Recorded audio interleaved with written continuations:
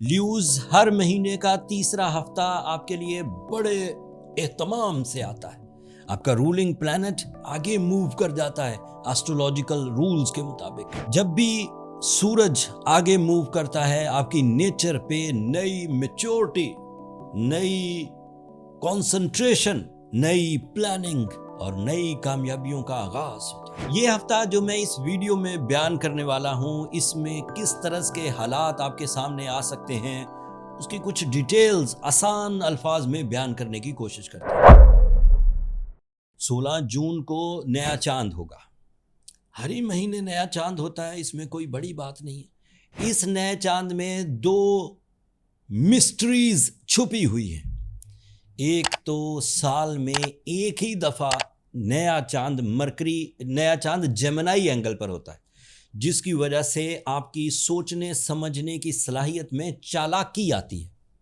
مکاری والی چالاکی نہیں کہ آپ کوئی دھوکے باز بن جائیں گے، ایسی چالاکی جس سے سلو ڈیسیجنز، سلو ایکسیپٹنس، سلو ایموشنز زیادہ تیزی سے آپ ڈیل کر سکتے ہیں. ڈیلنگ بھی اس انداز کی کہ زیادہ فائدہ آپ کی طرف. ڈیلنگ بھی اس انداز کی کہ سامنے والے کو بھی اس کا ضرر، اس کی تکلیف محسوس نہیں ہوگی. اور دوسری اس میں جو مسٹری چھپی ہوئی ہے وہ یہ کہ یہ محرم الحرام کا چاند ہے اینڈ یہ اسلامک ایئر کا آغاز ہے. یہ 1448 ہجری کا آغاز ہوگا. 1448 ہجری جب ہم کہتے ہیں تو اس کا مطلب یہ ہوتا ہے کہ نبی کریم صلی اللہ علیہ وآلہ وسلم نے جب مدینہ سے مکہ ہجرت کی تھی، اس سال سے آج تک 16 جون تک 1447 سال پورے ہو چکے ہیں اور 1448واں سال شروع ہونے لگا. پھر اگلی خبر یہ ہے کہ 21 جون کو آپ کا رولنگ پلانٹ سورج آپ کے لیے 12th اینگل پر آئے گا. پورے سال میں صرف یہ مہینہ ہوتا ہے اپروکسیمیٹلی یہ مہینہ. پھر جولائی کی 21 تاریخ کو تو آپ کے فرسٹ اینگل پر آ جائے گا، وہ تو آپ کی برتھ ڈیٹ کے قریب والا مہینہ ہوتا ہے. لیکن ہر سال تقریباً جون کا مہینہ ایسا ہوتا ہے کہ یہ آپ کی اسپرچول اویکننگ کا، آپ کے اوپر چھائے ہوئے جو ٹیمپٹیشنز یا جو آپ نے اپنے آپ کو خود ایک مصنوعی خول میں بند کیا ہوتا ہے، اس سے آپ کو آزادی ملتی ہے. آپ کی انٹیوشن پاور، انٹیوشن کو اردو میں کہتے ہیں چھٹی حس، خیالات کی طاقت. اینڈ خیالات کی طاقت جس لیو کے پاس بھی ہو وہ کریٹیو ہونے لگتا ہے، وہ زیادہ حقیقت پسند ہونے لگتا ہے، وہ زیادہ رشتوں کے قریب ہونے لگتا ہے، اس کے اندر فورس آف لائف آنے لگتی ہے، اس کی آئسولیشن ریپیئر ہونے لگتی ہے.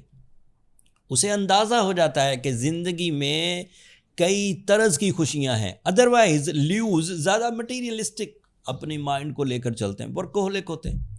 They are very good managers, they have lot of responsibilities. وہ بیچارے کریں کیا، ان کے اوپر ذمہ داریاں اتنی ہوتی ہیں کہ انہیں ورکوہولک ہی ہونا پڑتا ہے. لیکن during the sun on your 12th angle, that is a 30 days season، اس میں ایموشن جاگتے ہیں.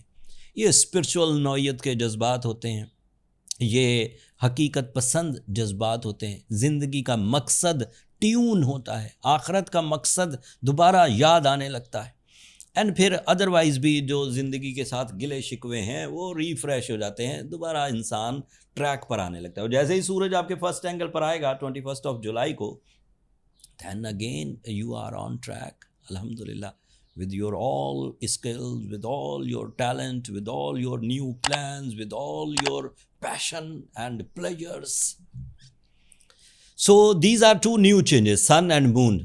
Sun is on your 12th angle, that is a little bit weak season. So ایسی چیزوں سے ذرا گریز کریے جس میں بڑی ہی ہمت کے کام، بڑی ہی تصادم کے کام، بڑے ہی سخت فیصلے کرنے پڑے، اس سے ذرا بچیے. یہ مہینہ ٹیوننگ کا ہے.